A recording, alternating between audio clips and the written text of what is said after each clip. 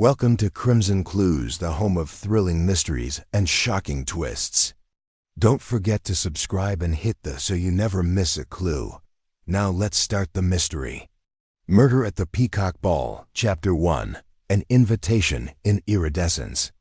The Morning Post arrived at our Baker Street lodgings with its customary punctuality, delivered by a youngster whose whistle reverberated cheerfully through the fog-shrouded streets of London. Captain Hastings, my constant friend, was engrossed with his normal ritual of studying the Times while eating his breakfast of kippers and bread when a most unexpected correspondence arrived, causing him to set down his cup with a firm clink. "I say, Pro," he cried, clutching a lofty envelope that appeared almost ethereal in the mild autumn light streaming through our windows. "Have you ever seen such a thing? The paper appears to change color as you move it."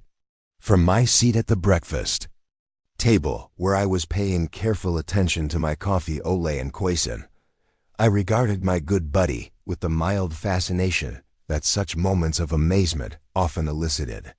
Hastings had an endearing ability for wonder at the smallest innovations, which had served us well in our research, though it occasionally caused him to ignore the more essential elements that lay beneath the surface.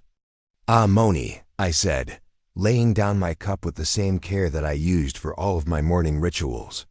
"You have come across what is known as iridescent paper, a recent breakthrough in the stationery industry. The effect is obtained by coating the surface with metallic particles that reflect light at various angles. The most clever thing, however, is to consider the cost of such excess." Hastings flipped the envelope in several directions, apparently captivated by the color play that swirled across its surface. "But who would go through such bother for a single letter? And look here, Poirot, the address is written in gold ink, with an intricate script that resembles calligraphy." I extended my hand with the patient attitude of one accustomed to accommodating the interests of his buddy. "Perhaps if you opened this marvel of modern correspondence, we could learn the identity of our enigmatic contact." Hastings split open the envelope with the same care that one would have while handling a valuable antique. From within, he extracted a card that was even more astonishing than its container. The invitation, as it certainly was, had been printed on the same iridescent paper, and the wording itself appeared to be embossed with actual gold leaf. "Good heavens," Hastings said, his gaze widening as he read. "Poirot, listen to this. Sir Archibald Galbraith asks your presence at the Peacock Ball, a major charity event benefiting the London Children's Hospital. The event will climax in the reveal of a mechanical marvel unparalleled in elegant society." I raised an eyebrow, my interest growing. "Sir Archibald Galbraith, the toy manufacturer. I suppose that is exactly the same. You know, the guy who made a fortune selling those fancy mechanical toys that all wealthy people buy for their children. Wind-up troops marching in order, clockwork dancers pirouetted for hours, and the like. Indeed, what else does this extraordinary invitation reveal?" Hastings continued reading, his voice taking on the tone of someone recounting a fairy tale. "The ball will be hosted in his Mayfair estate, and the highlight of the evening will reportedly be, quote, a life-size clockwork peacock, jewel-encrusted and feathered with authentic plumes, that will deploy its beautiful tail at the touch of a wireless remote control." I leaned back in my chair, my fingers making the usual triangle behind my chin as I processed this knowledge. "Do you mean a wireless remote control? Most intriguing. Isn't such technology still in its infancy?" "Quite right." The invitation goes on to say that the peacock will glide through the ballroom on hidden rails, displaying its mechanical marvels. It sounds quite like something from a Jules Verne novel, doesn't it? I wondered whether it was a fever dream of a man who had spent too many years surrounded by mechanical toys. "Hastings, what is the date of this incredible event?" "This Saturday evening is black tie, with masks and feathers, welcome to keep the peacock motif. According to reports, the guest list comprises the most prestigious members of London society. famous philanthropists, and well-known luminaries from the arts and journalism. I stood from my chair and proceeded to the window, staring out at the bustling street below, where regular people went about their everyday lives, blissfully unaware of the extravagant spectacles planned in Mayfair's drawing rooms. Something about this invitation struck me as significant, though I could not yet place my finger upon the precise nature of my unease. "You find this curious, don't you, Poirot?" Hastings asked, joining me at the window. "I can always tell when you're little. Gray cells are active over time. There is a specific expression you get. Yes, you are curious, but consider this, mon ami. Here is a man who has dedicated his life to producing mechanical marvels, toys that delight children with their accuracy and dependability. Now he intends to present his greatest achievement to the cream of London society, which will undoubtedly include reviewers, journalists, and competitors in his profession. Do you think there might be a problem?" I turned away from the window to face my friend, noting the familiar gleam of excitement in his eyes. I agree with Hastings that when human vanity and precision engineering collide in such a public setting, anarchy is seldom far behind. There will be jealousies, possibly professional rivalries, and undoubtedly the usual undercurrents of scandal that follow any meeting of the wealthy and influential. But surely you don't anticipate actual danger. It's only a charity ball. Ah, but take the guest list as described.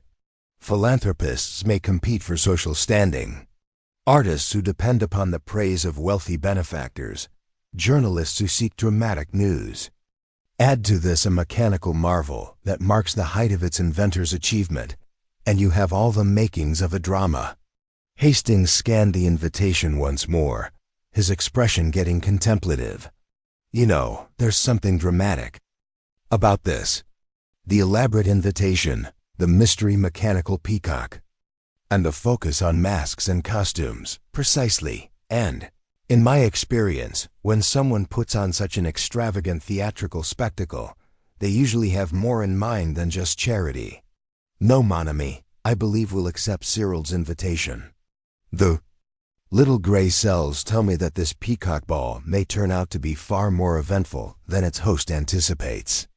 As I stated these words, I felt the familiar sense of anticipation that comes with a new case. Though I couldn't see the shape of the mystery to come, I felt its presence as strongly as a hound does the trail of its target. The die had been cast, and Pooh planned to attend the Peacock Gala. Chapter 2. The Peacock Ball begins. The Galbraith home in Mayfair stood as a symbol of riches and creative desire. Its Art Deco exterior gleamed under the electric lights placed specifically for the evening celebrations. As our taxi approached the towering entryway, I couldn't help but appreciate the building's architectural daring, with its geometric patterns and bold vertical lines that appeared to reach for the starry sky above. "I say, Pooh," Hastings said, fixing his black tie and the peacock feather on his lapel. "Sir Archibald certainly knows how to leave an impression. Look at the windows, they're quite big." Indeed, the mansion's most remarkable feature was its glass roof, a groundbreaking architectural aspect that had sparked much debate in the society papers. Tonight, as we approached the entryway, I noticed that the translucent ceiling had been opened to display the ballroom below, where colored lighting whirled and swirled in patterns that appeared to match the evening's theme of iridescent plumage. We were welcomed at the entrance by a uniformed butler whose manner suggested military training, who led us into a reception area that had been turned into a fantasy of peacock blue and green. Every surface was decked with massive arrangements of peacock feathers, while the walls were lined with shimmering silk panels that had an almost mesmerizing effect. Hercule Poirot and Captain Hastings. The voice that greeted us belonged to our host, Sir Archibald Galbraith, who arrived with the assured stride of someone used to demanding attention. He was a medium-sized figure with a commanding presence, silver hair that had been neatly styled, and a beard that gave him the image of a wealthy Victorian gentleman transplanted to the current period. "Sir Archibald," I responded, inclining my head with the appropriate degree of politeness for the occasion. "We are thrilled by your invitation to this extraordinary meeting. It's quite remarkable, and it's only just begun." Galbraith's eyes shone with an almost obsessive excitement. "Just wait until you see my mechanical wonder in action. 20 years of engineering experience, the best craftsmen in Europe, and technologies that will change the landscape of automated entertainment." As he spoke, I paid close attention to our host's hands, which trembled slightly, indicating either nervous excitement or something less harmless. His demeanor, while effusive, conveyed a sense of tension that felt awkwardly at odds with the joyous spirit of the occasion. "The ballroom is through here," Galbraith said, taking us through an archway, draped in more peacock feathers. "I hope the evening's entertainment suits your taste. I've gone to great lengths to make tonight the season's most memorable social event." The ballroom itself was a modern design marvel, with a soaring ceiling and crystalline glass walls that appeared to blur the line between interior and exterior space. The floor was a work of art in inlaid marble, polished to perfection so that it mirrored the whirling lights above like a still lake. However, it was the guests themselves who genuinely piqued one's interest. London society had come out in force, and the combination of beautiful evening clothing and a peacock theme had resulted in a spectacle that was both polished and deliciously theatrical. Ladies in iridescent silk gowns flowed effortlessly across the floor, their masks embellished with genuine peacock feathers, while gentlemen in perfect evening attire wore biniers and cufflinks that reflected the evening's theme. "Interesting," I mumbled to Hastings as we received champagne from a passing waiter. "Observe how the masks are used not just for ornamentation, but also to create social ambiguity. Identity is not totally certain, which adds suspense to every conversation." "Do you mean like a masquerade ball?" "Precisely. But note also how certain individuals have chosen to make themselves obvious despite their disguises. See the tall man with the silver mask and the characteristic walking staff. That is Lord Peon, the art collector. And the lady in green silk with the magnificent feather headdress is most likely the Countess of Wessex."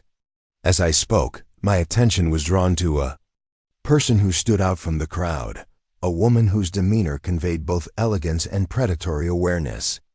She was gorgeously clothed in a gown that seemed to capture and reflect every light in the room, and her mask was a work of art in its own right, made of what appeared to be real peacock feathers arranged in a fan-like arrangement.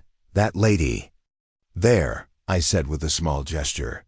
"She commands attention without seeming to seek it. Most interesting." "Oh, that's Lady Miranda Lytton." Galbraith had overheard my comment and approached to produce the identification. "One of our most generous philanthropists, albeit I must admit she has quite high standards. She has extremely clear beliefs on art and society." Even as he talked, I noticed Lady Miranda's gaze drawn to another figure across the room, a man whose bohemian appearance distinguished him as an outcast in this meeting of traditional society. He was dressed in evening clothes that, while exactly right, somehow managed to indicate creative rebellion, and his mask was a basic black domino that seemed almost purposely understated. "And that gentleman," I inquired, "was Duncan Vale, the painter, who is said to be rather avant-garde, though I must admit that I do not fully understand his works." Lady Miranda has been known to hold strong views about modern art. Lady Miranda and the artist exchanged fleeting glances, each packed with evident tension. Even from across the busy ballroom, I could detect the electricity of some unresolved dispute, which I noted for future reference. "Sir Archibald," a new voice interrupted our talk, and we turned to see a woman with barely concealed press credentials beneath her evening gown. She was perhaps 40 years old, with sharp, intelligent features and eyes that seemed to perceive everything. Clara Crisp from the Evening Standard. "I was wondering if I might ask you about your current business efforts." Galbraith's expression stiffened almost imperceptibly. "Miss Crisp, this is a charity event, not a business conference. Such problems can certainly wait till a more appropriate time. Oh, but I think our readers would be fascinated to know more about Kolra Industries' latest inventions, particularly in light of some developments that have come to my attention. The journalist's grin was charming enough, but something about her demeanor suggested that she was stalking her prey with the patience of a trained hunter. Galbraith's remark was similarly kind. However, I felt a sense of fatigue that had not been evident in his previous chats. Maybe later, Miss Crisp, but now, if you'll excuse me, I need to prepare for the evening's major event. As the orchestra began to tune their instruments, the spotlights above began to shift and coalesce into a pattern that attracted every sight into the middle of the ballroom. The discussions faded away, replaced by an anticipatory calm that seemed to fill the huge expanse with expectancy. Ladies and gentlemen, Galbraith's speech echoed throughout the packed audience. The time has come to exhibit my mechanical masterpiece. The peacock then made its entrance, making a sound similar to the whisper of silk against marble. The mechanical bird was a masterpiece of engineering artistry, with a body made of what appeared to be polished bronze and decorated with actual gems that reflected the dancing lights. The creature's movements as it glided softly down its hidden tracks were so convincing that several guests screamed in genuine surprise. The genuine magic, however, started when the peacock arrived in the midst of the ballroom. At Galbraith's signal, who carried a little device in his hand, the artificial tail began to unfurl with an elegance that appeared to defy physical principles. Each feather was a little masterpiece, meticulously sculpted to shine and dance with their own inner light. The applause that followed was tremendous. However, when I saw the features of the assembled visitors, I couldn't help but note that not all reactions were pure adulation. Some had the calculating look of commercial rivals, others the critical appraisal of artistic judgment, and in the shadows at the edge of the ballroom I saw persons whose attention appeared to be focused not on the mechanical marvel, but on the reactions of their fellow guests. The evening had only begun, but I could already tell that underneath the dazzling surface of this social victory, darker currents were stirring. Chapter 3. A Fatal Flourish. The evening went with the calculated elegance that characterizes finer society parties, but I became increasingly conscious of the undercurrents that flowed beneath the surface of every talk. The mechanical peacock had been retired to a place near the grand staircase, where it stood as a sparkling guard, its jeweled eye appearing to survey the assembled visitors with almost sentient knowledge. As the hours passed, I had the opportunity to study the main participants in what I was starting to feel might be more than just a social gathering. Lady Miranda Lytton strode through the gathering with the authoritative presence of someone used to difference. However, I noticed that discussion slowed significantly in her wake, as if her very presence carried an invisible weight of criticism. Duncan Vale, the artist, had positioned himself near the refreshment table, maintaining a pose of bohemian detachment while his gaze followed Lady Miranda's progress with an intensity that suggested anything but casual curiosity. When their paths met, as they inevitably did in the confines of even the largest ballroom, their encounters were characterized by an exquisite courtesy that was almost offensive. "Mr. Vale," Lady Miranda said during one such encounter, her voice clearly audible in the immediate proximity, "I trust you are finding inspiration among tonight's mechanical marvels, though I suppose one might argue that true art requires the touch of human imperfection to achieve genuine beauty." "Indeed, Lady Miranda," Vale answered, his tone mirroring hers for the sake of formality, yet conveying a steel undertone. "Though I've always felt that beauty is in the eye of the beholder, and that even the most astute critics can be swayed by personal biases." The exchange was quick, but the effect upon the close visitors was instantaneous and apparent. Conversation ceased as if a switch had been flipped, and I noticed several people exchange meaningful glances, implying that this was not the first public expression of hatred between the two. Meanwhile, Miss Clara Crisp proceeded through the ballroom with the measured patience of an experienced investigator. I saw her approach various visitors with the same pleasant smile and easy demeanor, but there was something about her bearing that reminded me of a cat scrutinizing a particularly interesting mouse. Her interactions were quick but intense, and some of her interlocutors became visibly uncomfortable after conversing with her. Most intriguing, I mumbled to Hastings, who had been drinking the fine champagne with somewhat more gusto than was strictly prudent. "What is that, old chap?" He responded, his gaze fixed on a very ornate hors d'oeuvre that had just been served by a passing server. Mon ami examined Miss Crisp's movement through the throng to understand the dynamics of this gathering. She's not just making social chat. She conducts interviews and observes the reactions of persons she speaks with. Hastings met my gaze and nodded thoughtfully. "You're quite correct. After speaking with her, the man with the burgundy jacket appears to be green around the gills. And look how rapidly he's making his way toward the terrace." "Precisely. And now look at Sir Archibald. He has been monitoring Miss Crisp's progress with great interest, and unless I am mistaken, he is becoming increasingly irritated. Indeed, our host's earlier exuberance had given place to a barely veiled uneasiness, as seen by many cufflink adjustments and a tendency to look constantly at the mechanical peacock, as if gaining comfort from the sight of his finest creation. As the evening progressed, the musicians performed a specially commissioned waltz. The Peacock Waltz, as Gobra had announced, was a sweeping romantic melody that seemed to capture the essence of the evening's theme. Couples began to go onto the dance floor, creating patterns that resembled the geometric motifs in the mansion's construction. "Ladies and gentlemen," Galbraith's voice broke through the music. "The time has come for our mechanical marvel to make its grand finale."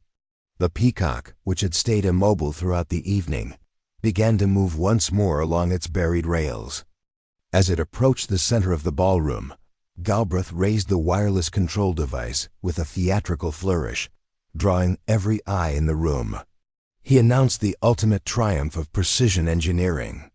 The mechanical story began to unfold. For the second time that evening, but the show was even more spectacular than before. As the intricate plumage spread in all its jeweled glory, a shower of iridescent confetti began to fall from hidden mechanisms within the feathers themselves. The effect was stunning, as thousands of small metallic flakes floated down like snow, catching and reflecting the bright lights on the ballroom ceiling. The guests were mesmerized by the magnificence of the exhibition, and for a brief period, the entire room appeared to be frozen in awe.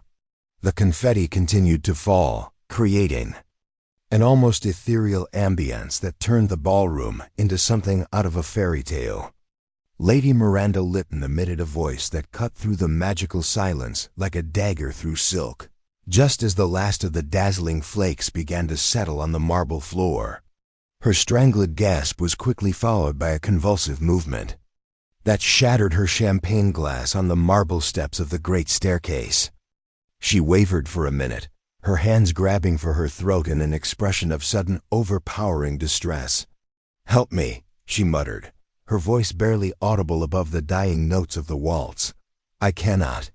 Before anybody could respond, Lady Miranda sank on the marble stairs, her gorgeous robe spreading like the wings of a fallen bird. The peacock feathers in her mask trembled with her strained breathing, and her face had turned paler, noticeable even beneath the theatrical paint. She wore. Sir Archibald's house physician is a doctor. Thornbury, one of the invited guests, rushed forward with excellent pace. He knelt beside the fallen lady, his hands moving with professional precision as he searched for signs of life. "Stand back, please," he ordered, his voice bearing the authority of medical expertise. "Give her some air to breathe." The assembled guests formed a respectful circle around the scene, their previous camaraderie replaced by the hushed anxiety that comes with sudden tragedy. My professional instincts compelled me to get closer and observe every detail of the unfolding drama. Dr. Thornbury's evaluation was brief but thorough. After a few minutes, he glanced up with the solemn expression of someone who had witnessed the irreversible. "I'm afraid it's too late," he said sadly. Lady Miranda seemed to have experienced a sudden apoplexy. The shock must have been immediate. But as the doctor delivered these words, I found myself analyzing the situation with the same sharp concentration that had served me well in previous investigations. Something about the circumstances of Lady Miranda's breakdown struck me as worthy of closer inquiry. Moving with the casual appearance of one offering assistance, I approached the fallen figure and knelt by Dr. Thornberry. It was then that I made the first of what would prove to be multiple stunning findings. "Doctor," I asked quietly, so as not to disturb the other guests, "could you please inspect Lady Miranda's neck more closely? I feel you could find something interesting." Dr. Thornberry gazed at me in amazement, but his professional expertise overwhelmed his curiosity. As he tilted Lady Miranda's head to study her neck, his look shifted to one of confusion. "Most extraordinary," he muttered. "There appears to be a small puncture wound just below the jawline, almost like a pinprick, but perfectly circular." I leaned in closer, my eyes probing the area around the wound. What I discovered there was so astonishing that I had to double-check the evidence of my own senses. Embedded in Lady Miranda's throat, so small as to be practically undetectable, was a sliver of peacock feather. But this was not your typical plume that had fallen from her mask or outfit. This feather had been hollowed down with surgical precision, resulting in a small tube that could only serve one purpose. "Owner," I sighed, as the full consequences of the revelation began to sink in. "This is not a natural death, Doctor. Lady Miranda Lytton was murdered using such creative methods that the killer plainly assumed their crime would go undetected." As I stated these words, I saw that the ballroom had become silent around us. The guests sensed that something far more terrible than a simple medical emergency had taken place. But it was too late to use discretion now.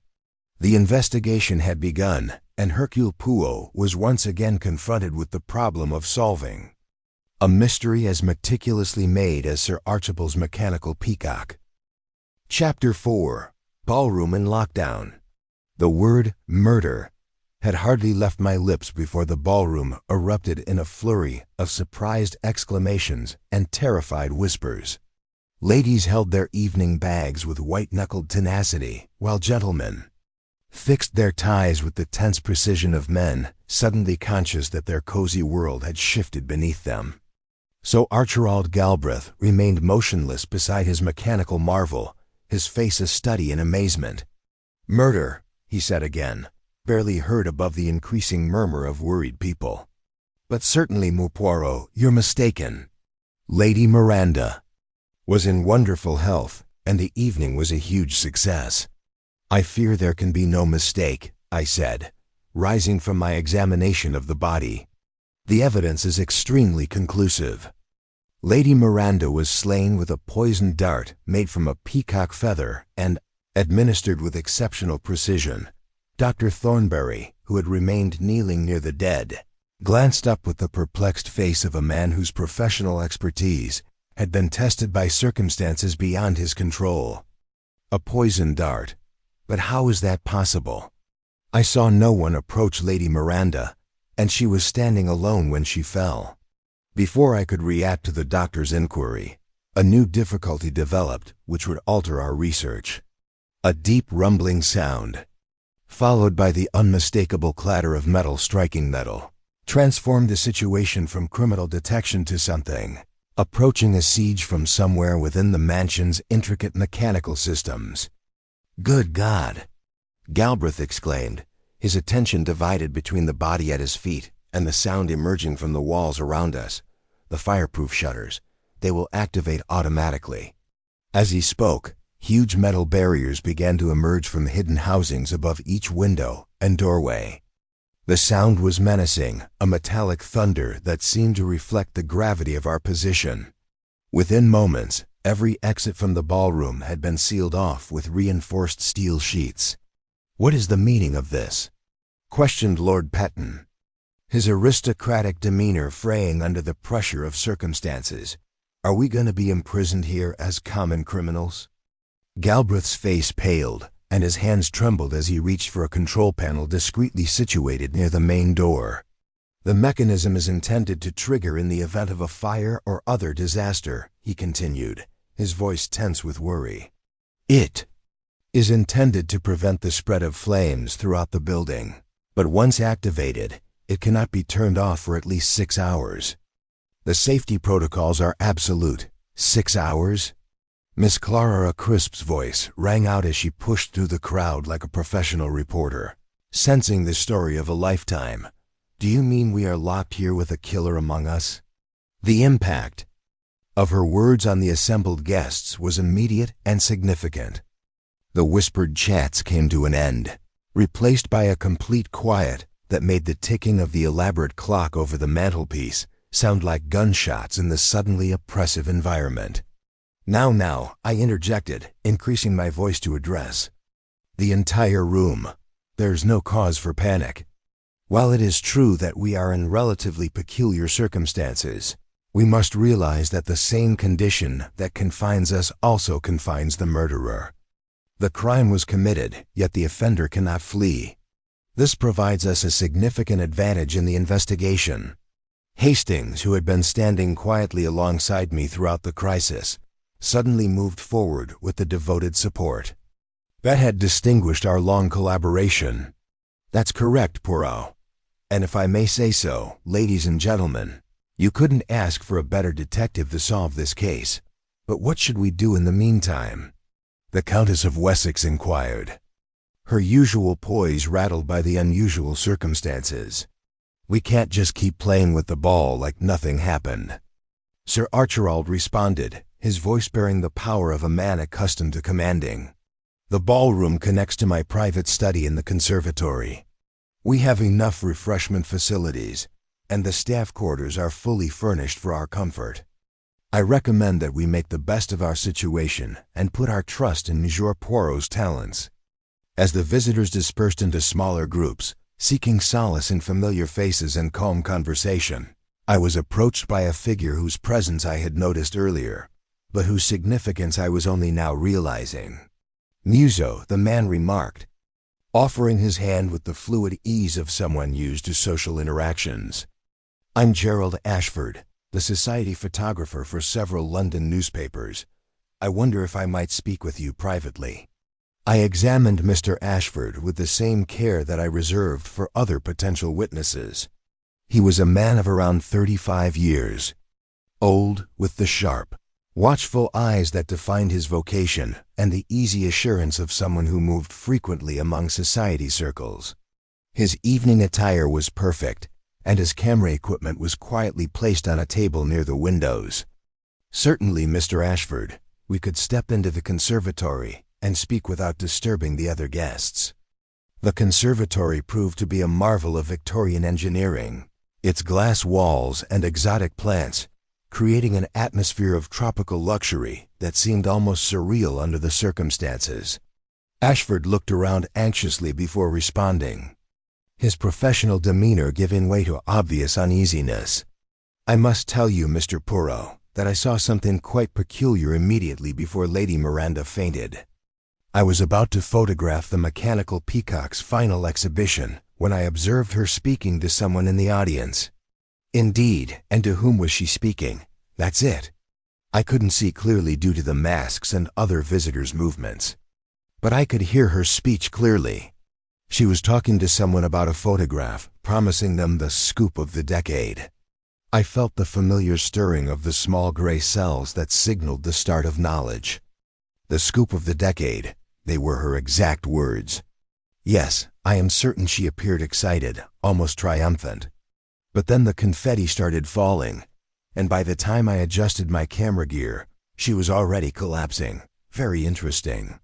And you say you couldn't identify the person she was speaking with?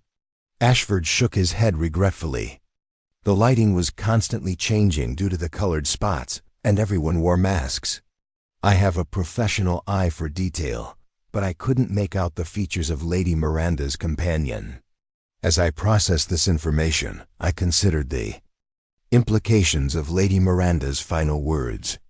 A scoop of the decade suggested information of significant importance, the kind of revelation that could provide a reason for murder. But who among the assembled guests possessed secrets worth killing? To protect? Mr. Ashford, I said, I must ask you to think very carefully.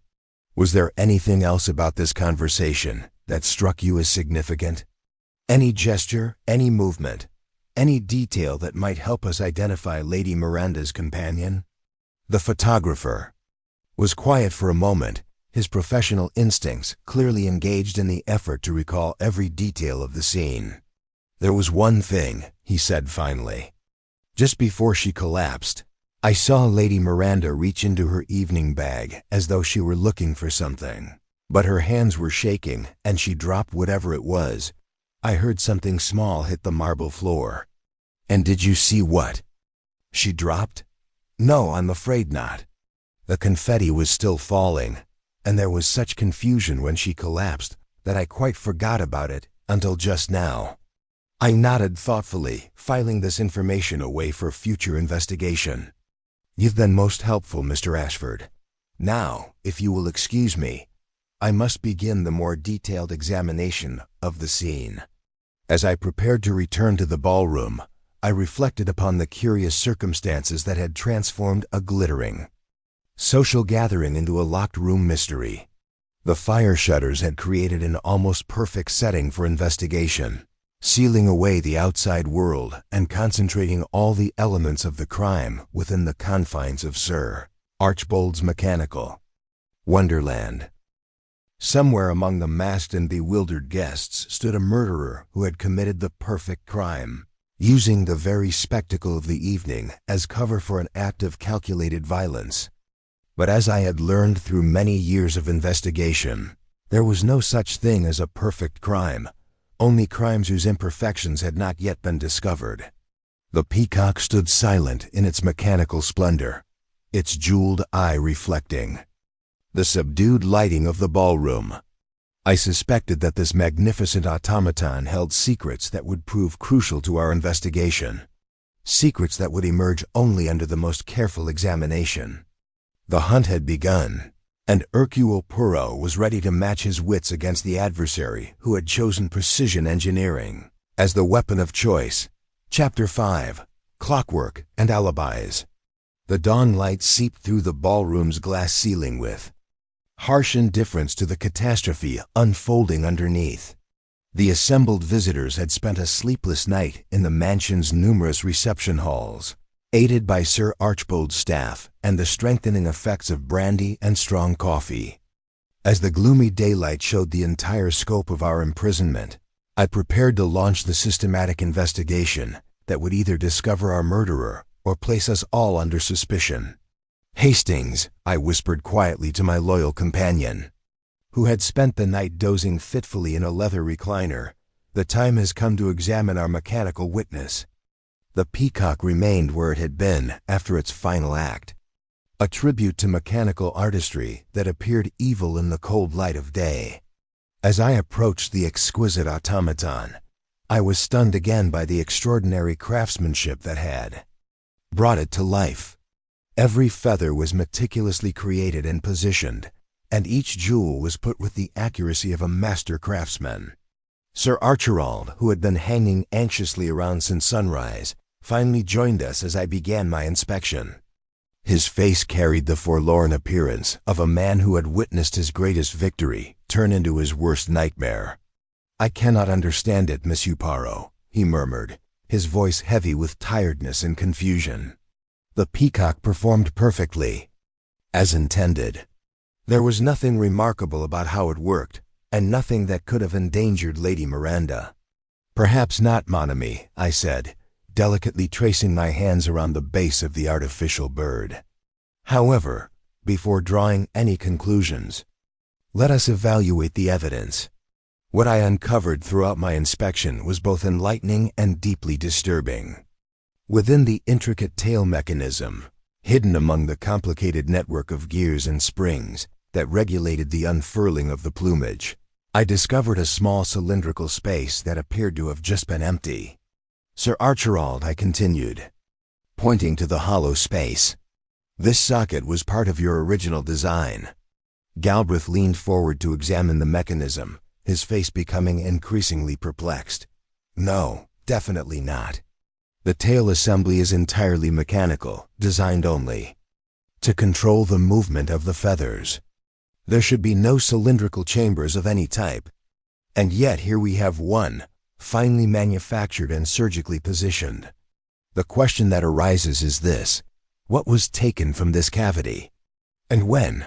As I spoke, I realized that several other guests had gathered around us, drawn by curiosity and the human urge to comprehend the unexplainable.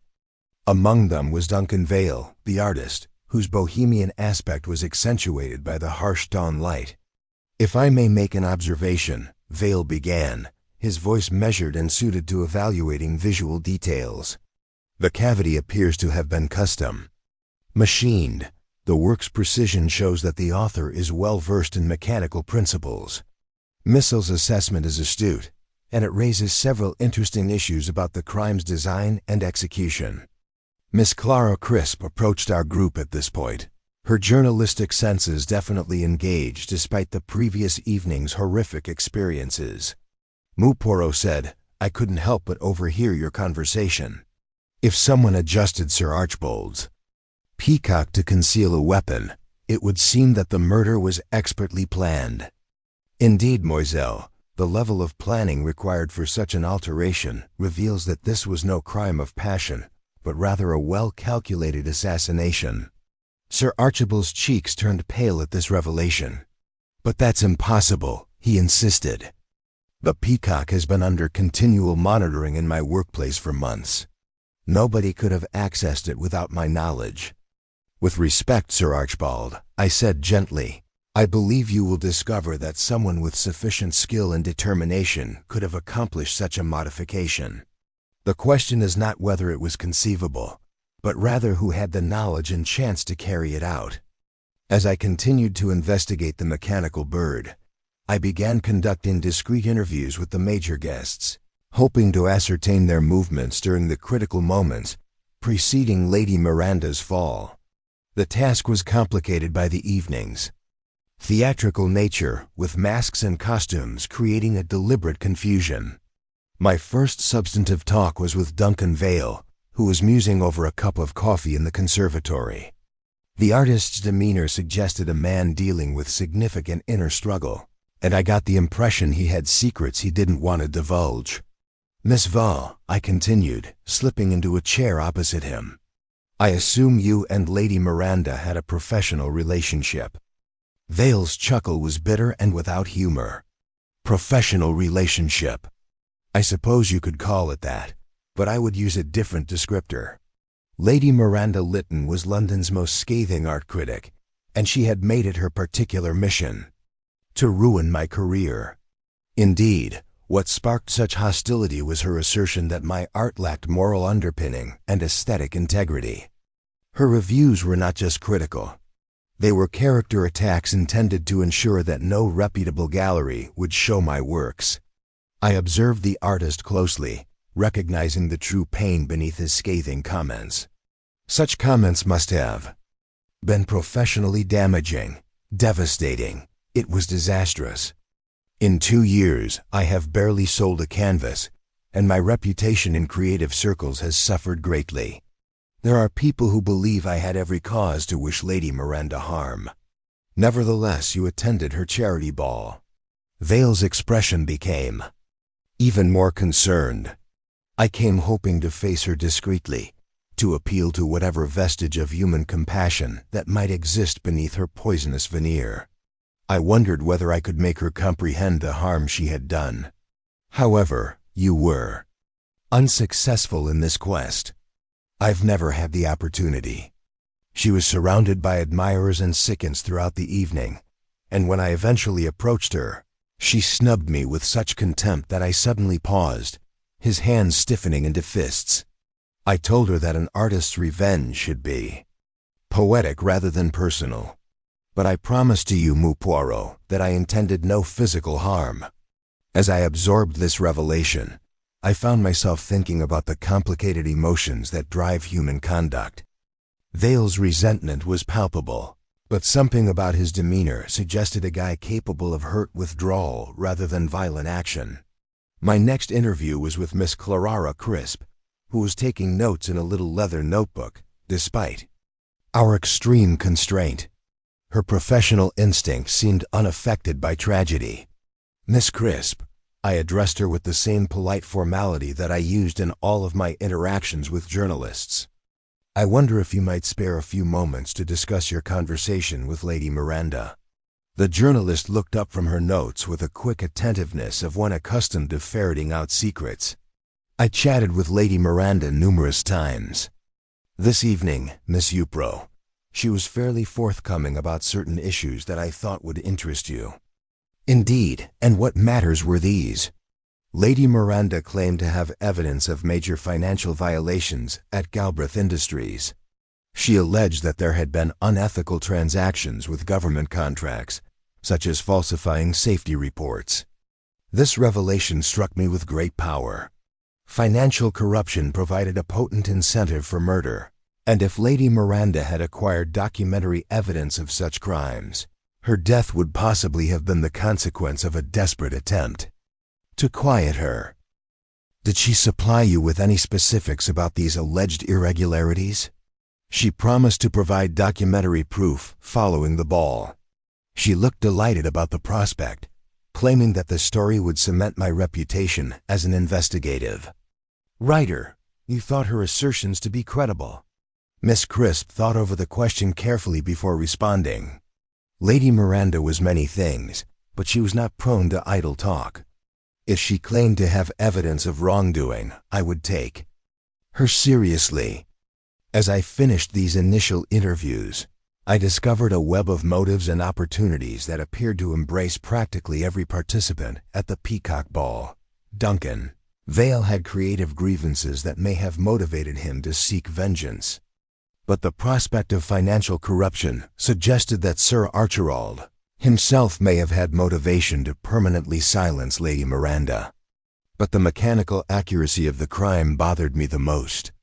The transformation of the peacock, the timing of the poison dart delivery, and the theatrical brilliance of the murder's execution. All of these characteristics indicated a mind capable of exceptional calculation and foresight. A killer with knowledge in both human psychology and mechanical engineering lurked among the assembled visitors. Someone who had turned Sir Archibald's masterwork into a weapon of death with the same care that he had made it. As a work of art, the little gray cells were beginning to see the contour of a solution, but much more effort remained before the full truth could be disclosed. Chapter 6. The Vanished Phonograph Cylinder. The finding of the changed cavity within the peacock's mechanism was our first tangible evidence of premeditation. But what Hastings discovered in Sriracha's private study proved to be just as important to our investigation. My devoted companion had volunteered to perform a systematic search of the mansion's accessible regions, a task for which his methodical temperament and attention to detail made him an ideal candidate.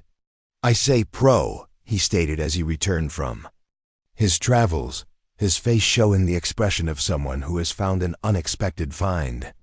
"You must come and see what I found in Galbraith's workshop." The workshop took up the entire eastern wing of the mansion's ground floor, a massive room packed with precision engineering tools and materials. Workbenches lined the walls, their surfaces covered in the orderly chaos of an active inventor's laboratory. But it was a specific corner of the room that caught our attention, where an intricate recording device had been built with the same precise care that characterized all of Sir Archibald's undertakings.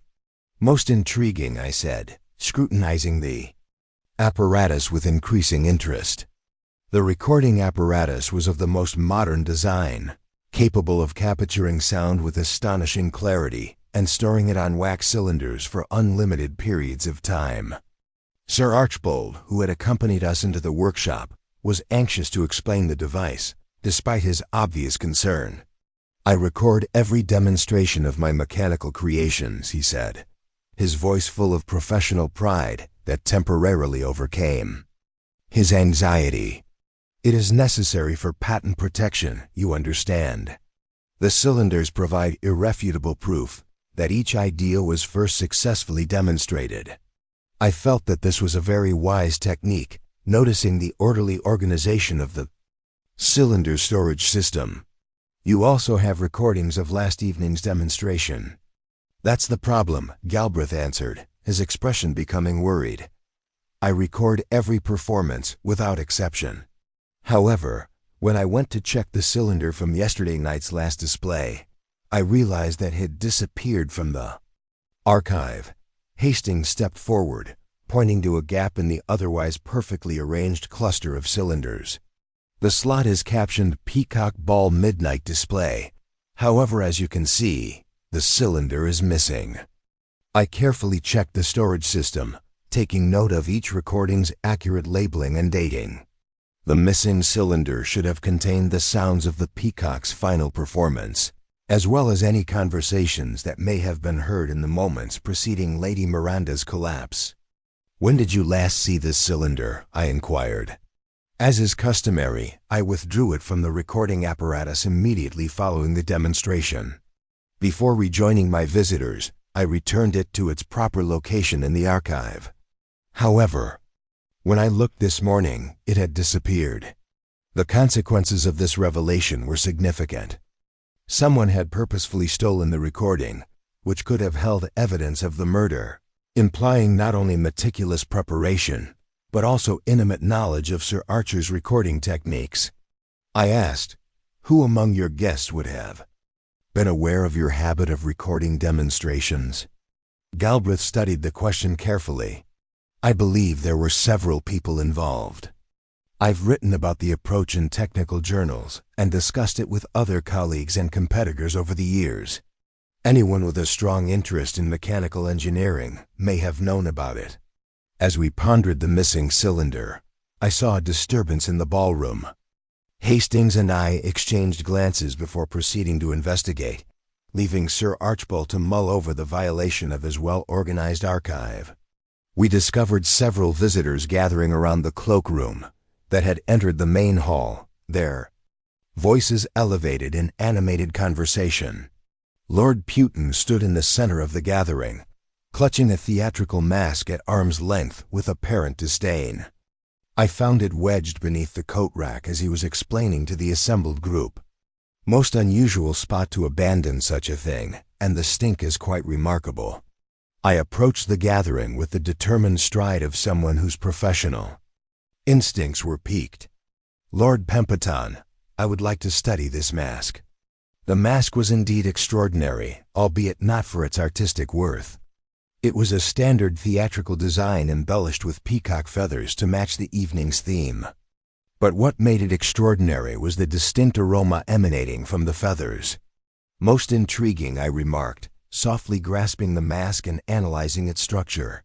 The feathers had been treated with something that generated a distinct, almost floral fragrance, yet beneath this pleasing scent lay something considerably more sinister. Hastings, I replied gently, does this smell remind you of anything?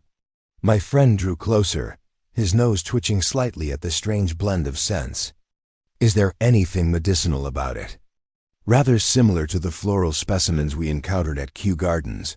Precisely, unless I'm mistaken. These feathers have been treated with an extract derived from specific orchid species, which are known to have some remarkable properties. Dr. Thornberry, who had been listening to our discourse with professional curiosity, went forward to examine the mask more attentively. Orchid-based chemicals. Do you mean to offer some kind of plant poison? Indeed, Doctor, certain orchid species emit alkaloids that can cause paralysis and heart collapse. Such chemicals, when concentrated, can be lethal. The effect of this discovery upon the assembled visitors was instantaneous and profound. Several of the ladies retired to a safer distance, while the guys exchanged significant glances, indicating that this development had verified their worst fears about the evening's happenings. "But how could such a substance have been used to kill Lady Miranda?" inquired the Countess of Wessex. Her voice was barely above a whisper. "Surely one cannot be poisoned simply by proximity to treated feathers." "Not by proximity alone," I agreed. "However, if such a compound were concentrated and administered directly into the bloodstream, the effect would be both immediate and irreversible." As I whispered these words, I remembered the hollow feather lodged in Lady Miranda's throat. The mechanism was becoming clearer, but many concerns remained concerning the identity of the individual who had planned such a complex crime. "Miss Clara?" Crisp asked the question that everyone there was certainly thinking about. "Miss Poirot, are you implying that someone used this mask to conceal the creation of a poisonous art?" "It appears to be a strong possibility, mademoiselle. The mask would have been an excellent way to conceal the treatment of feathers with harmful substances, while the theatrical character of the event would have made such preparation appear completely innocent." "But certainly," remarked Duncan Vale, who had been watching our conversation with obvious interest, "such a scheme would necessitate extensive understanding of both botanical chemistry and precise engineering, not to mention access to Sir Archibald's workshop and recording equipment." "Excellent observation, Monsieur Vale. We are dealing with someone whose knowledge spans numerous areas, and who has planned this crime with meticulous detail." As the morning passed and our inquiry deepened, I became increasingly impressed by the covert murder plot's ingenuity. The killer had not only committed a crime, but had also staged a theatrical performance, employing the very elements of the Peacock Ball as tools of death. The missing recording cylinder revealed that someone understood the need of removing evidence, whereas the abandoned mask indicated either carelessness caused by panic or a purposeful attempt to mislead the investigators. But the technical accuracy of the crime bothered me the most, implying a mind capable of long-term preparation and immaculate execution. "Hastings," I replied as we prepared to resume our methodical review of the facts, "we're dealing with a very sophisticated foe. This crime may have been planned for months rather than just weeks. Our murderer has made Sir Archibald's finest achievement his weapon of choice, transforming a mechanical art celebration into an elaborate set for homicide." "But certainly," my friend argued, "such sophisticated planning must have left signs that even the most meticulous criminal cannot entirely erase." "Indeed, mon ami, and it is these traces that we must now seek out, as they will eventually bring us to the truth. The little gray cells indicate that our murderer was quite clever, but perhaps not quite clever enough." As I stated these words, I felt the typical surge of intellectual exhilaration that occurs when a complex case begins to reveal its mysteries. The jigsaw pieces were beginning to form a recognizable pattern, but the full picture remained frustratingly elusive. Chapter 7: The Mismatched Feather. The appearance of Dr. Petton from the Royal College of Chemistry added a welcome touch of scientific authority to our inquiry. Sir Archibald had summoned him by phone in the early hours of the morning, and the eminent chemist arrived with surprising speed. Considering the odd circumstances that prevented us from leaving the mansion, Dr. Petton was a man of around 60 years old, with the exact bearing and systematic manner that distinguished his profession. His inspection of the poisoned feather taken from Lady Miranda's throat was as thorough as such evidence required, and his analysis of the abandoned mask offered critical validation of our evolving beliefs. "Most astonishing," he announced after finishing his preliminary tests, fixing his spectacles with the contented air of someone whose competence had been well tested. "The feather shaft has really been carved out with surgical precision, resulting in an ideal delivery method for liquid toxins." I leaned forward, intrigued by the nature of the poison itself. "Doctor is a concentrated extract extracted from Orchis anthropora, sometimes known as the man orchid. This species produces alkaloids that are among the most effective paralytic agents known to botanical science. The effect would have been both quick and lethal at the concentration discovered in this feather." "How fast?" inquired Dr. Thornberry, who had been watching the analysis with professional interest. Death would have occurred within minutes of the injection, after a brief period of muscular paralysis. The victim would have been unable to talk or move, however consciousness may have remained until the very end. The assembled guests, who had been listening to this debate with terrified curiosity, took a collective breath in as they heard this information. The clinical precision of Dr. Petton's analysis seemed to heighten Lady Miranda's pain. "But how?" questioned Sir Archibald, his voice barely above a whisper. "Could such a device have been hidden within my mechanical peacock? The alteration you detected would have necessitated extensive technical knowledge." Dr. Peternan examined the cylindrical hollow we discovered within the peacock's tail mechanism, running his fingers along the precisely machined edges, clearly admiring the craftsmanship involved. This job was completed by someone with excellent expertise of precision engineering. He concluded that the hollow was designed to hold a spring-loaded firing mechanism actuated by wireless communication, which is highly brilliant but completely wicked in execution. As the chemist continued his examination, I found myself considering the implications of his findings. The hollow feather was engineered to disintegrate its wax seal when exposed to body heat, releasing the poison directly into Lady Miranda's circulation.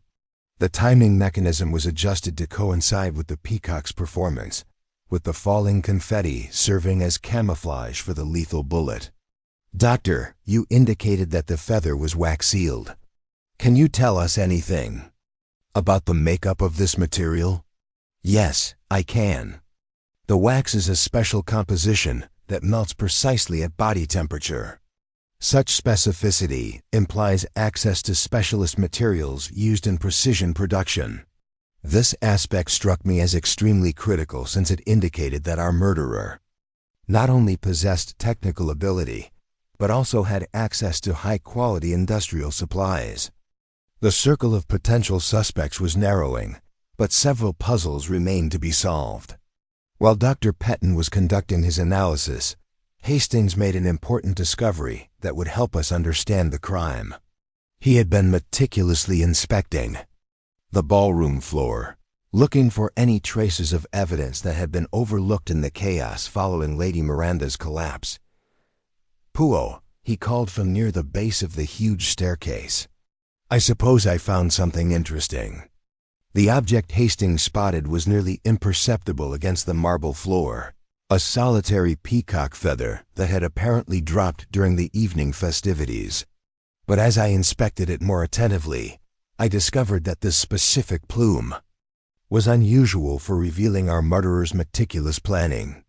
"Observe, Hastings," I murmured, raising the feather to the light shining through the glass ceiling.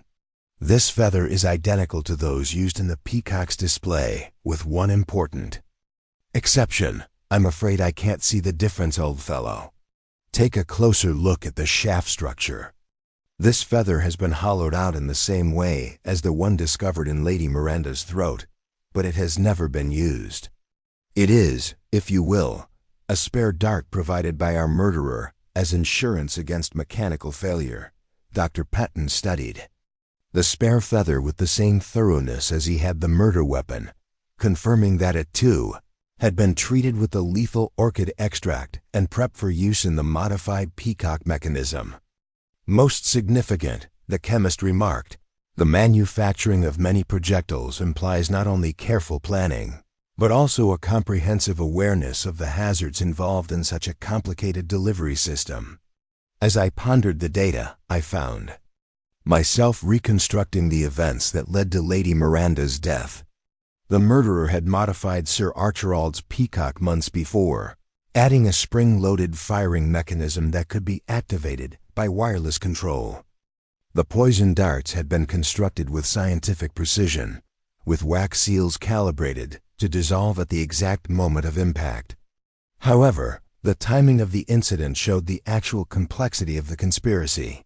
The murderer had waited until the peacock's final exhibition, when the falling confetti would obscure the flight of the lethal missile, and the Enthusiasm of the occasion would preclude thorough monitoring of individual attendees. The question that now presents itself, I replied to the gathering company, is this: who among us have both the technological ability to adapt Sir Archibald's creation and the botanical understanding required to make such an exotic poison? Duncan. Vale spoke first, his creative sensibilities plainly jarred by the clinical precision of the murder technique. Surely, such a crime necessitates the intellect of an engineer rather than an artist. Most people would be unable to carry out the mechanical adjustments themselves. An interesting point, Mervale. But keep in mind that the crime required not only technical expertise, but also a thorough awareness of the social dynamics that would rule the evening's events. A killer needed to anticipate Lady Miranda's movements, interactions with other visitors, and even her position relative to the Peacock at the critical moment. Miss Clara Crisp, who had been taking notes during Dr. Peaton's analysis, glanced up with the acute focus of someone whose professional senses had been piqued. Miss Puo, are you indicating that the murderer was familiar with Lady Miranda's routines and could foresee her behavior? Mademoiselle, I'm proposing that this crime shows the convergence of several types of knowledge. A killer is someone who understands engineering, chemistry, and human psychology with equal proficiency. As I delivered these remarks, I found myself staring at the faces of the gathering guests, looking for any signs of the tension that such allegations may cause. But the masks and cosmetics of the previous evening had been replaced with the composed emotions of people determined to maintain their dignity under unusual circumstances. Sir Archibald raised the question that was surely disturbing everyone there. But how can we identify such a person? The talents you mentioned might apply to any number of people in scientific or industrial fields. I said, be patient, mon ami. The little gray cells inform me that our murderer has made blunders, little errors in judgment that will ultimately prove their doom. The crime may have been perfectly planned, but its execution has left traces that will undoubtedly take us to the truth.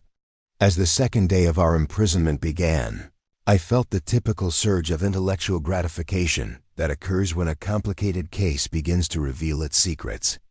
The evidence was piling up, the contradictions became apparent, and somewhere among the disoriented attendees of the Peacock, Jalil lurked a killer whose intricate ruse was beginning to unravel under the meticulous scrutiny of investigation.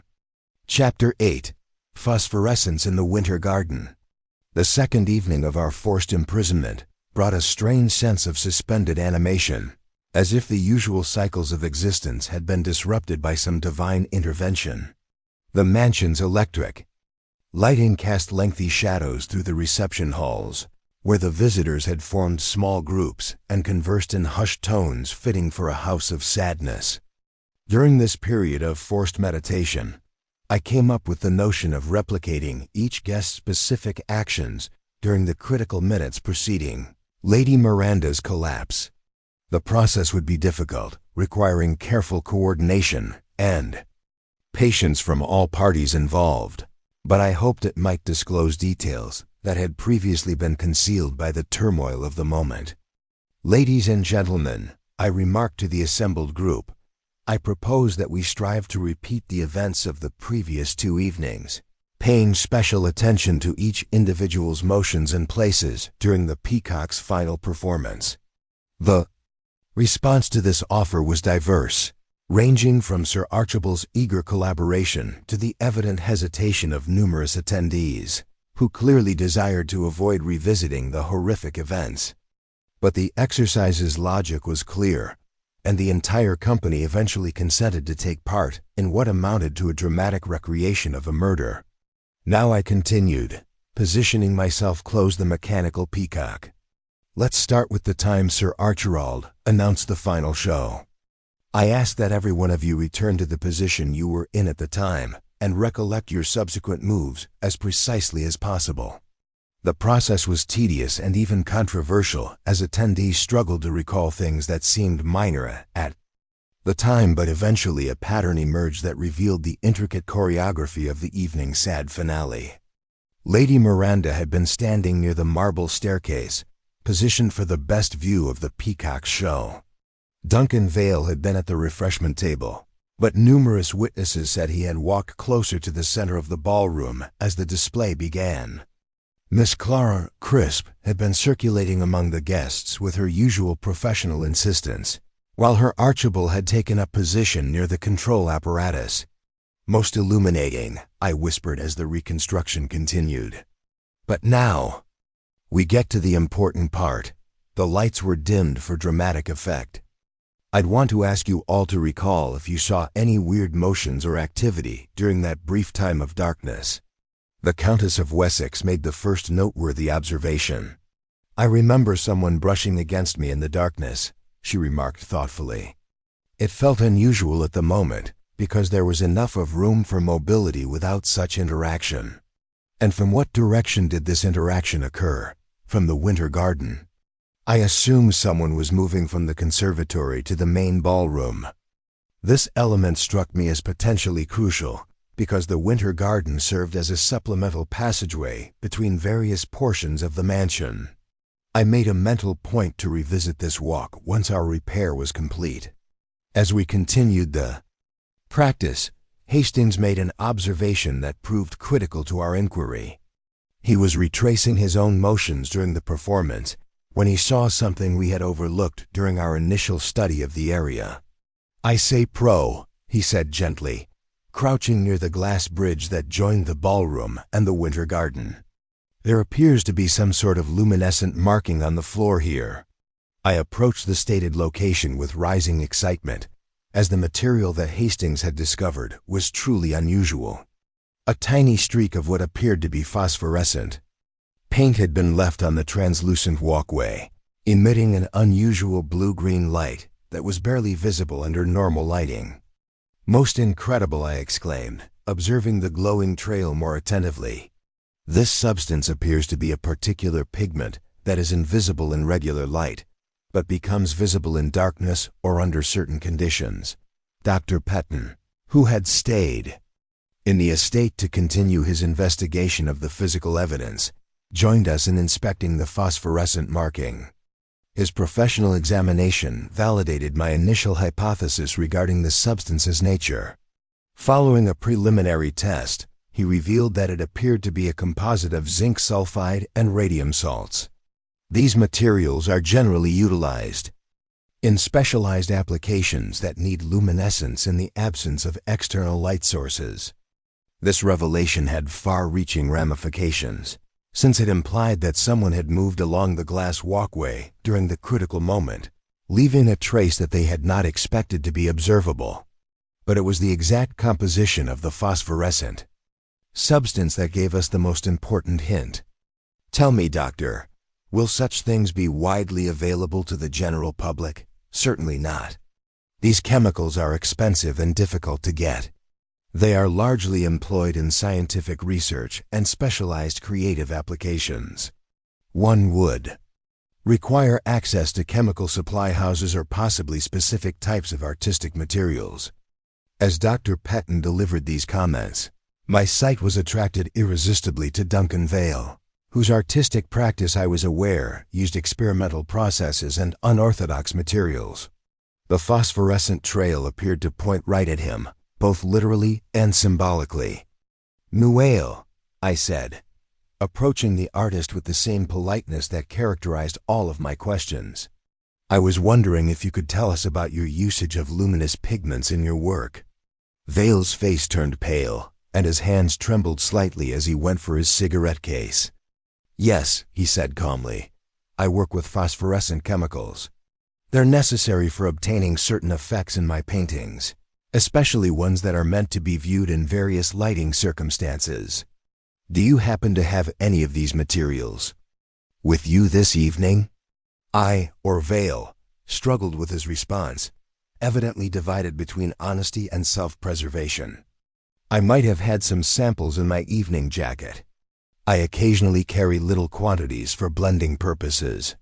The impact of this disclosure on the assembled visitors was instantaneous and profound. Several people took a step back from Vale. as if he had suddenly become dangerous, while others exchanged significant glances, implying that his guilt had been proven beyond reasonable question. But it was what came next that actually stunned the firm. Duncan Vale abruptly broke down in the face of overwhelming evidence against him. His artistic integrity was crumbling under the weight of accumulated guilt and fear. "It wasn't supposed to happen like this," he shouted, his voice rising to an almost hysterical pitch. "I never intended for anyone to die. It was meant to be a warning, to scare her into reconsidering her grudge against my work." Vale's confession came out in a stream of words as he revealed Lady Miranda's attempt to blackmail him with a scandalous affair from his past, jeopardizing not only his creative career, but also his personal reputation. "She had photographs," he said, his voice quivering with passion, "compromising photos that would have destroyed me socially and professionally.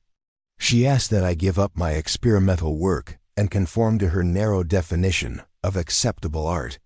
So you decided to teach her a lesson?" I gently inquired.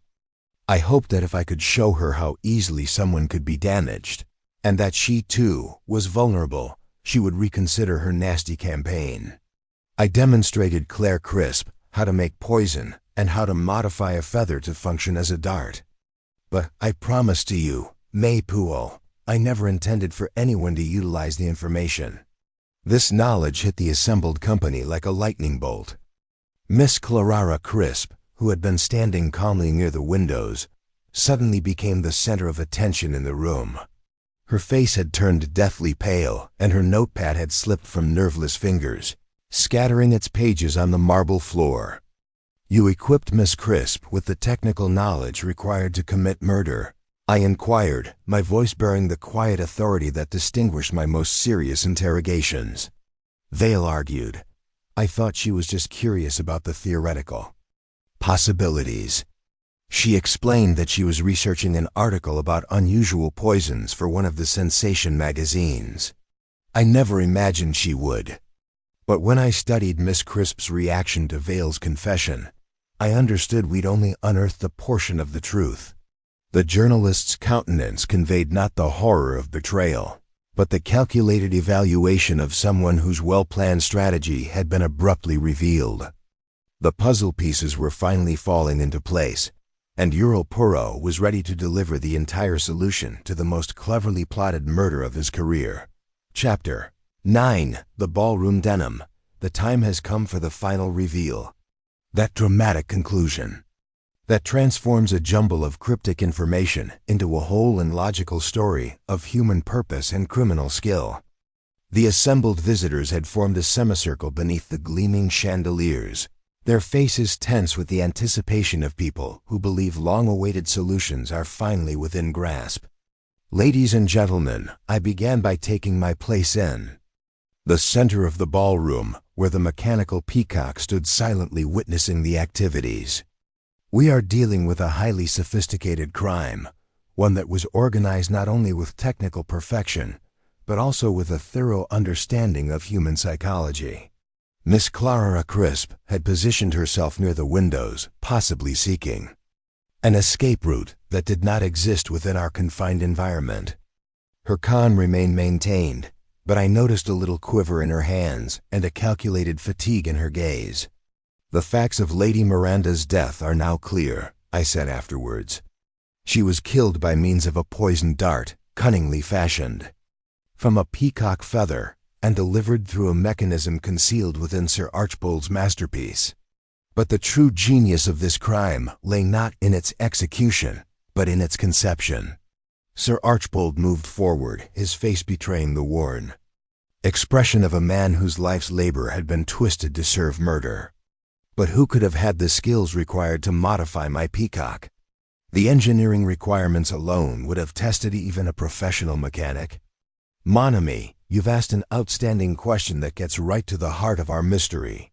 For, you see, the modification of your invention required not only technical expertise, but also personal access to your workshop and extensive understanding of your recording techniques." I approached the gramophone that had been carried from Sir Archibald's study, its brass horns sparkling in the electric light. Beside it lay the equipment needed for our final performance, including a spare wax cylinder uncovered during my thorough search of the mansion. I said, "Observe," as I placed the cylinder on the machine and started it. This recording was recorded during the evening's festivities, although not using Sir Archibald's official equipment. Rather, it was invented by someone who had their own portable recording device and saw the necessity to chronicle events for reasons other than patent protection. The sound emanating from the phonograph was muffled but audible, catching the ambient hum of the Peacock Ball in its last moments.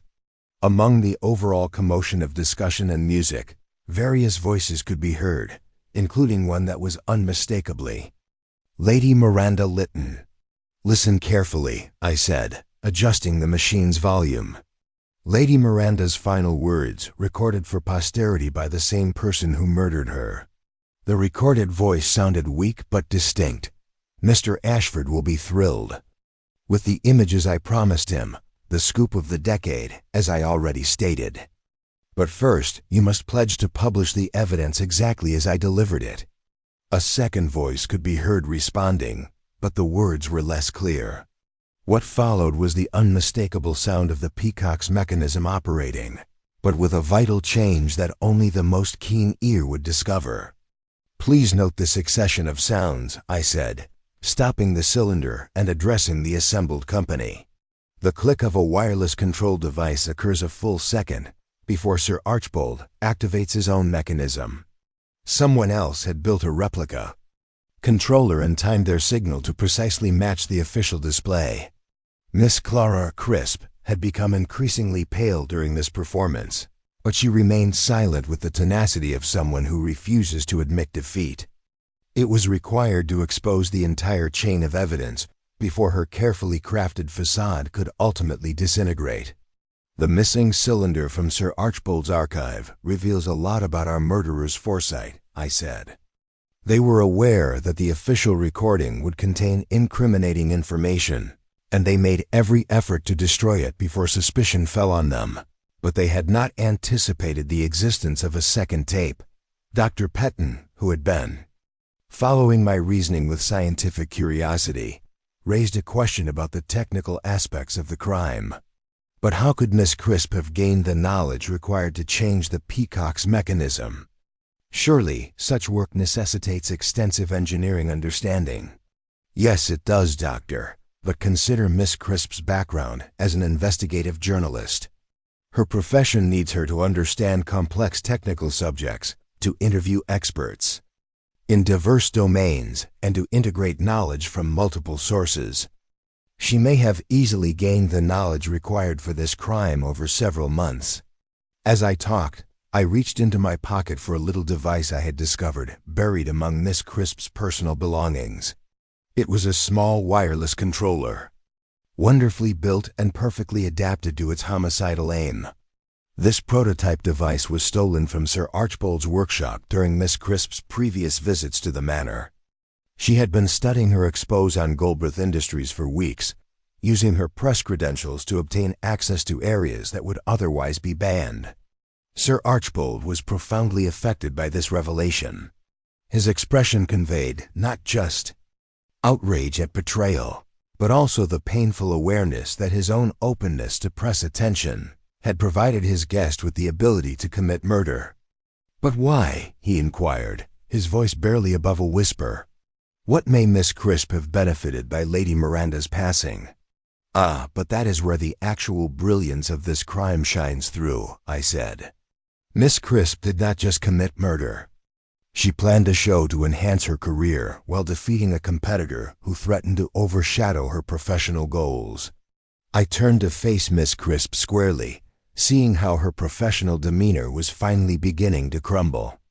"You found that Lady Miranda had evidence of financial wrongdoing at Galbraith Industries, evidence that would have made her the most famous investigative journalist in London. However, rather than competing for the tale, you elected to extinguish the competition permanently.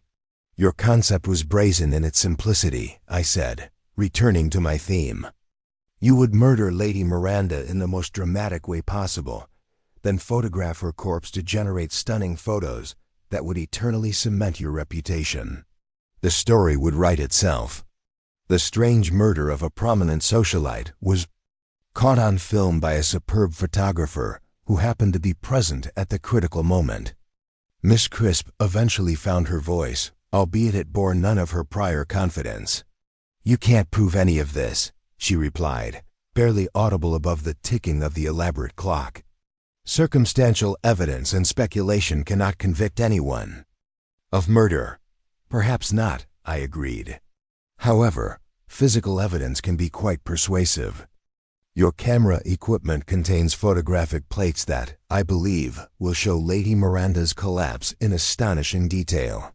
Images captured from a position that would have been impossible unless you had advanced knowledge of when and where the murder would take place." Miss Crisp's composure crumbled when I spoke these words. The weight of gathered evidence, combined with the impossibility of flight, proved too much for her steely will to bear. It was supposed to be. Duncan Vale had actually been her inadvertent partner, supplying technical expertise without comprehending its intended application, whereas her theft of Sir Archibald's tape was driven by professional envy rather than malicious intent. As the final piece of the puzzle. Chapter 10. After the final feather fell, the third day dawned with the mechanical grinding of the fire shutters as they slowly retracted into their housings, revealing once more the familiar sights and sounds of London. Beyond Sir Archibald's mansion's glass walls, the grip of our incarceration had been broken, but the events of the previous 72 hours had left an impression on everyone who observed them. Inspector Bradshaw of Scotland Yard arrived with admirable promptness, accompanied by a small army of constables and forensic specialists who set about documenting the crime scene methodically. The inspector was a middle-aged man with extensive experience, but I knew that the complexities of our case had tested even his professional demeanor. "Most unusual circumstances, my puo," he said as we studied the information gathered throughout our research. "A locked room murder involving mechanical engineering and exotic poisons is rather outside the usual run of criminal activities." "Indeed, Inspector, but the human impulses remain unsettlingly familiar. Greed, jealousy, and ambition continue to push people to great lengths, even in the guise of contemporary technology." Miss Clara Crisp was brought away in handcuffs, her previous anger replaced by the hollow resignation of someone whose carefully constructed world had crumbled beyond repair.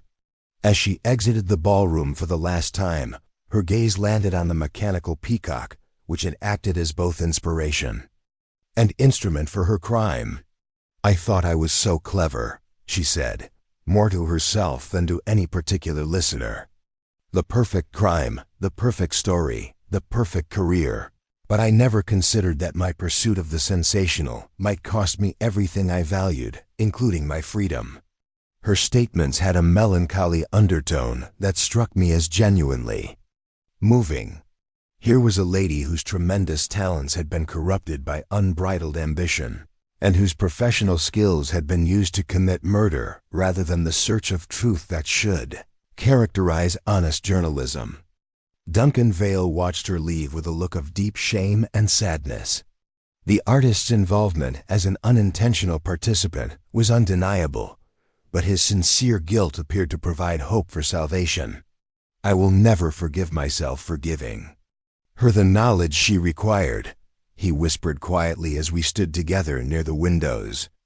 "My bitterness toward Lady Miranda blinded me to the possibility that my information might be used for evil purposes." "And what will you do now, Miss Vale?" I inquired.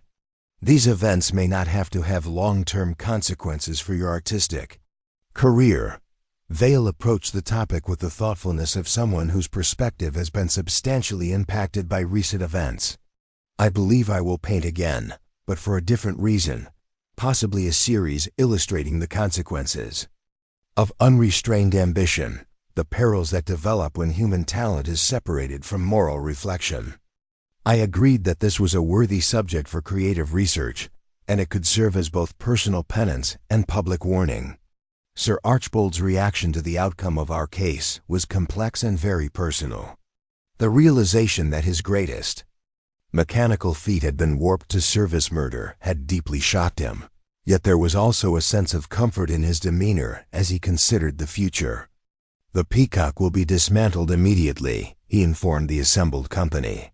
"I can't abide seeing it standing there, knowing what it was used for. Technology should serve people, not the other way around." "A wise decision," I responded. "Perhaps you might consider keeping a record of its creation for educational purposes." The engineering ideas involved were truly extraordinary, even if their implementation proved disastrous. Galbraith nodded carefully. "Yes, perhaps a technical paper for engineering journals, devoid of any romantic or dramatic elements. Future inventors must understand both the opportunities and the responsibilities associated with improved mechanical design." As the morning continued and the last of the physical evidence was catalogued and removed, I found myself thinking about the odd nature of modern crime. The conventional reasons remained unchanged, but criminals' means had increased tremendously with technological and scientific advancements. As we prepared to leave the scene of our investigation, Hastings and I discussed how this case marked a watershed moment in criminal tactics. We are seeing the growth of crimes that need more than just cunning and opportunity, but true technical knowledge. My devoted companion nodded thoughtfully. "Do you believe we will see more such incidents in the future? Murders that mix typical human reasons with modern scientific knowledge?" "I fear it is unavoidable, mon ami. As our society grows increasingly complicated and technological, so will the crimes perpetrated within it. The essential nature of human evil stays unchanged, but its expressions will evolve." As we walked through the streets of London, returning to the familiar comfort of our Baker Street accommodations, I couldn't help but note how the everyday world looked more valuable following our recent incarceration. The simple pleasure of movement, of choice, of freedom from the stifling environment of suspicion and terror reminded me why the quest of justice is still so important in civilized society. Poirot Hastings noted as our taxi negotiated the crowded thoroughfares. "I expected either the envious artist or the dishonest businessman to be responsible for our murder. Miss Crisp looked an unlikely suspect for such a complex crime. But that was exactly her advantage, mon ami. She had the ideal camouflage for her activities: the journalist's inherent curiosity about technical issues, the professional necessity to ask probing questions, and a justifiable cause to document dramatic events. Her obviousness as a potential suspect rendered her virtually invisible, much like the pointed letter that hides in plain sight." Exactly so. Miss Crisp relied on our proclivity to overlook the obvious in favor of the exotic, to mistrust the passionate artist or the threatened businessman over the meticulous professional who stood to benefit the most from Lady Miranda's death. As we sank into our regular seats and Mrs. Hudson brought us tea with the morning papers, I found myself reflecting on the broader ramifications of our previous case. The convergence of human aspiration and technical skill has opened up new opportunities for both creation and devastation. New difficulties for those who attempted to strike a delicate balance between growth and moral duty. The small gray cells had once again proven capable of unraveling even the most complex criminal enterprise. However, I had a feeling that future cases would push the boundaries of detective methodology in ways we couldn't have imagined. The world was fast changing, and so was the nature of crime. But for the time being, justice had been done, and London was once again free of the special type of mechanical malevolence that had turned a charity ball into a stage for murder. The Peacock's final dance had concluded, and so had one of the most brilliantly devised crimes in criminal history. The Westminster bells chimed the hour in the distance, their regular pattern a soothing reminder that certain things never change in an increasingly complex world.